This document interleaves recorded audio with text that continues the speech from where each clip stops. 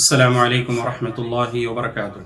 الحمد لله رب العالمين والعاقبة للمتقين ولا عدوان إلا على الظالمين وأشهد أن لا إله إلا الله وحده لا شريك له وأشهد أن محمدا عبده ورسوله. أما بعد، رب اشرح لي صدري ويسر لي أمري واحلل عقدة من لساني يفقه قولي.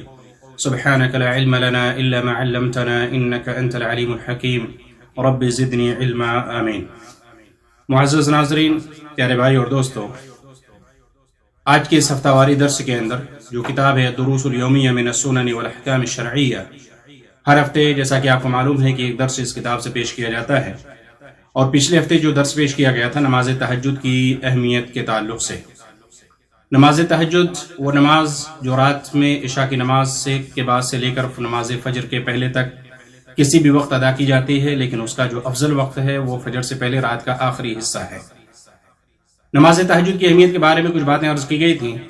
آج نماز تہجد کی کیفیت، یعنی وہ نماز کتنی رکعت ہوگی، کس طریقے سے ادا کی جائے گی، اس کے بارے میں کچھ باتیں آج کے درس میں انشاءاللہ بیان کرنے کی کوشش کی جائے گی. سب سے پہلی حدیث عائشہ رضی اللہ تعالی عنہا سے ہے. وہ کہتی ہیں کہ ما كان رسول الله صلی اللہ علیہ وسلم يزيد في رمضان ولا في غيره على 11 ركعة. نماز تہجد کی کیفیت حضرت عائشہ رضی اللہ تعالیٰ عنہ بیان کرتی ہیں کہ آپ صلی اللہ علیہ وسلم چاہے رمضان ہو یا غیر رمضان ہو 11 رکعات سے زیادہ نہیں پڑھا کرتے تھے، جس کو قیام اللیل کہہ لیں، آپ تہجد کی نماز کہہ لیں، رمضان کے مہینے میں آپ تراویح کی نماز کہہ لیں، ایک نماز کے مختلف نام. تو آپ صلی اللہ علیہ وسلم رمضان یا غیر رمضان کوئی بھی مہینہ ہو، کوئی بھی سال ہو، آپ صلی اللہ علیہ وسلم 11 رکعات سے زیادہ قیام اللیل ادا نہیں کرتے تھے، نماز تہجد ادا نہیں کرتے تھے. یصلی 4 فلا تسأل عن حسنہن وطولہن. آپ صلی اللہ علیہ وسلم 4 رکعات پڑھتے تھے تو ان کے حسن کے بارے میں یا ان کی لمبائی کے بارے میں، نماز کتنی اچھے انداز میں پڑھتے تھے، اتنا قرات لمبی ہوتی تھی، اچھے انداز میں پڑھتے تھے، تلاوت لمبی ہوتی تھی، نماز لمبی ہوتی تھی. ثم يصلي 4 فلا تسأل عن حسنهن وطولهن. پھر آپ صلی اللہ علیہ وسلم 4 رکعت پڑھتے تھے تو ان کے حسن اور طول کے بارے میں سوال نہ کرو. ثم يصلي 3. پھر آپ صلی اللہ علیہ وسلم 3 رکعت پڑھتے تھے. قالت عائشہ قلت یا رسول اللہ اتنام قبل ان توتر. میں نے کہا اللہ کے نبی صلی اللہ علیہ وسلم، حضرت عائشہ رضی اللہ تعالیٰ عنہ کہتے ہیں میں نے اللہ کے نبی صلی اللہ علیہ وسلم پوچھا کہ آپ فجر سے یعنی وتر پڑھنے سے پہلے سوتے بھی ہیں؟ تو آپ صلی اللہ علیہ وسلم نے کہا یا عائشہ ان عینی تنامان ولا ینام قلبی، کہ میری آنکھیں تو سوتی ہیں لیکن میرا دل نہیں سوتا. یہ صحیح بخاری اور صحیح مسلم کی روایت ہے. تو اس حدیث کے اندر ہمیں یہ معلوم ہوا کہ آپ صلی اللہ علیہ وسلم 11 رکعت پڑھا کرتے تھے، 11 رکعت پڑھا کرتے تھے، جن میں 3 رکعت آپ صلی اللہ علیہ وسلم کی وتر ہوا کرتی تھی.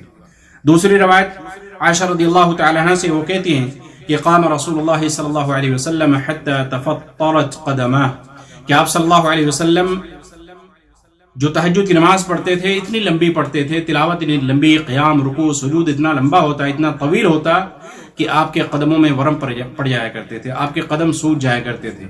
کسی نے کہا اللہ کے نبی صلی اللہ علیہ وسلم آپ ایسا کیوں کرتے ہیں؟ اللہ تعالی نے آپ کے اگلے پچھلے گناہوں کو معاف کر دیا ہے، تو آپ کو ایسا کرنے کی کیا ضرورت ہے؟ تو آپ صلی اللہ علیہ وسلم کہا کیا میں اللہ کا شکر گزار بندہ نہ بنوں؟ تو آپ صلی اللہ علیہ وسلم رات کی نماز میں، تہجد کی نماز میں، قیام اللیل میں اس قدر محنت کرتے تھے، لمبی تلاوت کرتے، رکوع اور سجود لمبا کرتے تھے کہ آپ کے قدم مبارک سوج جایا کرتے تھے، ورم ہو جایا کرتا تھا. اسی طریقے سے تیسری روایت عبداللہ بن عمر رضی اللہ تعالیٰ عنہما کی، وہ کہتے ہیں کہ اللہ کے نبی صلی اللہ علیہ وسلم سے انہوں نے کہا احب الصلاة الى اللہ صلاة داؤد علیہ الصلاة والسلام، کہ نمازوں میں، یعنی فرض نماز کے علاوہ کی بات ہو رہی ہے، نفل نمازوں میں سب سے افضل نماز داؤد علیہ الصلاة والسلام کی نماز، یعنی جس طریقے سے وہ پڑھا کرتے تھے. وہ احب الصیام الى اللہ صیام داؤد، کہ اور روزوں میں، نفلی روزوں میں بھی سب سے افضل روزہ کیا ہے؟ داؤد علیہ الصلاۃ والسلام کا روزہ. وہ کیا ہے؟ کان ینام نصف اللیل ویقوم ثلثہ وینام سدسہ. داؤد علیہ الصلاۃ والسلام آدھی رات تک سوتے تھے، نصف اللیل آدھی رات سوتے، ویقوم ثلثہ اور تہائی رات قیام اللیل کرتے تھے. آدھی رات سوئے اور پھر تہائی حصہ کیا کرتے؟ قیام اللیل ادا کرتے، نماز پڑھتے تھے. وینام سدسہ اور چھٹا حصہ کیا کرتے تھے؟ پھر سو جاتے تھے، یعنی پہلے سو جاتے نصف رات اور پھر اس کا تہائی نماز پڑھتے، پھر آخری پہر میں کیا کرتے، یعنی فجر سے تھوڑا سا پہلے سو جاتے تھے۔ وَيَصُومُ يَوْمًا وَيُفْطِرُ يَوْمًا، اور یہ صیام داؤد جو مشہور ہے وہ کیا ہے کہ ایک دن روزہ رکھنا اور ایک دن افطار کرنا، یعنی ایک دن ناغا کر کے روزہ رکھنا، ایک دن جیسے آج آپ نے روزہ رکھا، کل روزہ نہ رکھے، پھر اس کے بعد روزہ رکھیں، پھر اس کے بعد روزہ نہ رکھے، تو ایک دن روزہ رکھنا، ایک دن روزہ نہ رکھنا، یہ داؤد علیہ الصلوۃ والسلام کا روزہ ہے۔ آپ صلی اللہ علیہ وسلم نے کہا کہ وَأَحَبُّ الصِّيَامِ إِلَى اللَّهِ صِيَامُ داؤد، کہ روزوں میں، نفلی روزوں میں سب سے افضل روزہ کیا ہے؟ داؤد علیہ الصلوۃ والسلام کا روزہ ہے۔ اس حدیث کو امام بخاری رحمۃ اللہ علیہ نے بیان فرمایا۔ اسی طریقے سے چوتھی حدیث ابن عمر رضی اللہ تعالیٰ عنہما کی، وہ کہتے ہیں کہ ان رجلا سأل رسول اللہ صلی اللہ علیہ وسلم، کہ ایک آدمی نے اللہ کے نبی صلی اللہ علیہ وسلم سے پوچھا، سوال کیا، اس کے بارے میں، عن صلاۃ اللیل، رات کی نماز کے بارے میں، یعنی نفلی نماز کے بارے میں، تہجد کے بارے میں، قیام اللیل کے بارے میں۔ تو آپ صلی اللہ علیہ وسلم نے ارشاد فرمایا، صلاۃ اللیل مثنی مثنی فإذا خشي أحدكم الصبح صلى ركعة واحدة تؤتر ما قد صلى، متفق علیہ، کہ رات کی نماز دو رکعت، یعنی فرض کے علاوہ عشاء کی فرض نماز کے نفلی نماز کی بات ہو رہی ہے، عشاء کی فرض نماز کی بات ہو رہی ہے، وہ بھی رات کی نماز، لیکن وہ فرض نماز ہے، اس کا حکم الگ بیان کیا گیا ہے، لیکن یہ عام حکم جو نفل نماز کے بارے میں بیان کیا جا رہا ہے، آپ صلی اللہ علیہ وسلم پوچھا کہ رات کی نماز کی کیفیت کے بارے میں، نہیں پڑھنے کتنی رکعت پڑھی جائے، کیسے پڑھی جائے، تو آپ صلی اللہ علیہ وسلم کہا کہ رات کی نماز دو رکعت ہے، یعنی رات میں آپ تہجد کی نماز پڑھیے، 11 رکعت پڑھیے، 8 رکعت پڑھیے، 4 رکعت پڑھیے، دو رکعت کر کے پڑھیے، آپ صلی اللہ علیہ وسلم کی سنت ہے۔ فَإِذَا خَشِيَ أَحَدُكُمُ الصُّبْحَ، جب تم میں سے کسی کو صبح کا خدشہ ہو جائے، یعنی اس کو خدشہ ہو جائے کہیں صبح نمودار نہ ہو جائے اور میں وطر نہ پڑھ سکوں، تو ایک رکعت بھی وطر پڑھ لے تو اس کی نماز کو کیا کرے گی، وہ بقیہ پچھلی نمازوں کو وہ طاق بنا دے گی، یعنی وطر بنا دے گی۔ یعنی کوئی بھی آپ 3 رکعت وطر پڑھیں، 5 رکعت پڑھیں، لیکن جو آخری رکعت ہوتی ہے، جو ایک رکعت آپ پڑھتے ہیں، وہی آپ کی نماز کو وطر بناتی ہے، چونکہ وہ طاق ہے، اور وطر کے معنی طاق کے ہوتے ہیں۔ تو آپ صلی اللہ علیہ وسلم کہا کہ فَإِذَا خَشِيَ أَحَدُكُمُ الصُّبْحَ صَلَّى رَكْعَةً وَاحِدَةً تُؤْتِرُ مَا قَدْ صَلَّى، اگر صبح کا خدشہ ہو کہ صبح نمودار ہو جائے، فجر نمودار نہ ہو جائے، تو ایک رکعت پڑھ لے تو اس کی بقیہ نمازوں کو کیا ہے، وہ وطر بنا دے گی۔ اس کو بھی امام بخاری رحمۃ اللہ علیہ نے اور امام مسلم رحمۃ اللہ علیہ نے بیان فرمایا ہے۔ تو اس سے بھی معلوم یہ ہوا کہ یعنی انسان دو رکعت کر کے پڑھے، 8 رکعت پڑھے، 10 رکعت پڑھے، اور اگر خدشہ ہو تو ایک رکعت بھی وطر پڑھ سکتا ہے، ایک رکعت بھی وطر پڑھنا آپ صلی اللہ علیہ وسلم سے ثابت ہے۔ پانچویں حدیث عائشہ رضی اللہ تعالی عنہ سے، وہ کہتی ہیں کہ کان رسول اللہ صلی اللہ علیہ وسلم اذا قام من اللیل افتتح صلاته برکعتین خفیفتین، آپ صلی اللہ علیہ وسلم کی ایک سنت یہ بھی کہ جب آپ صلی اللہ علیہ وسلم تہجد پڑھنے کا ارادہ کرتے ہیں، اس کے لیے بیدار ہوتے، اٹھتے، تو جب آپ نماز شروع کرتے قیام اللیل کا، تہجد کی نماز کا، تو ہلکی 2 رکعت سے شروع کرتے تھے، اس کے بعد لمبی قرات، لمبی نماز، رکوع سجود سب کچھ کرتے، لیکن یہ سنت ہے کہ ہلکی رکعت سے، چونکہ آدمی یعنی جو توجیہ بیان کی گئی ہے وہ یہ کہ آدمی نیند سے اٹھتا ہے، بیدار ہوتا ہے، تو اس طریقے سے دھیرے دھیرے اس کا یعنی طبیعت اس کا مزاج نماز کے اندر لگے گا، تو یہ آپ صلی اللہ علیہ وسلم کی سنت ہے کہ ہلکی 2 رکعت سے کیا کرتے ہیں آپ صلی اللہ علیہ وسلم نماز کو شروع کرتے، پھر اس کے بعد نماز ان کی بہت لمبی ہوتی، تلاوت بہت لمبی ہوتی، لمبا قیام، لمبا رکوع، لمبا سجود، لمبی تلاوت، ساری چیزیں یہ آپ صلی اللہ علیہ وسلم کی سنت ہے۔ یہ بھی سنت ہے کہ جب ہم شروع کریں تو ہلکی 2 رکعت سے شروع کریں، اس حدیث کو امام مسلم رحمۃ اللہ علیہ نے بیان فرمایا ہے۔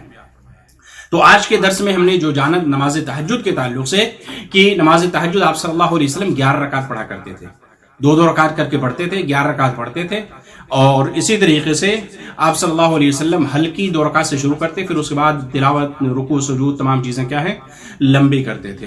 اسی طریقے سے یہ بھی سنت ہے، ہمیں معلوم ہوا کہ جیسا کہ تیسری حدیث کے اندر جو ہم نے سنا ہے کہ ابو داؤد کی جو نماز ہے یعنی قیام اللیل کی، وہ سب سے بہتر اور افضل ہے۔ وہ کیا ہے کہ آخری یعنی آدھی رات سو جانا، پھر 1/3 اللہ کی عبادت کرنا، پھر آخری رات یعنی فجر سے پہلے کا حصہ کیا ہے سو جانا۔ یہ کیا ہے آپ صلی اللہ علیہ وسلم کا وحب الصلاۃ الی اللہ صیام یا صلاۃ داؤد، کہ نمازوں کے اندر، نفلی نمازوں کے اندر سب سے بہترین نماز کیا ہے؟ ابو داؤد کی نماز ہے، یعنی داؤد علیہ داؤد علیہ السلام کی نماز ہے۔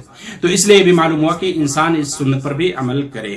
اسی طریقے سے اگر کسی کو خدشہ ہو کہ ہاں صبح ہو جائے گی، میں پوری تہجد نہیں پڑھ سکوں گا، قیام اللیل 8 رکعت نہیں پڑھ سکوں گا، تو وہ 1 رکعت وطر پڑھ لے۔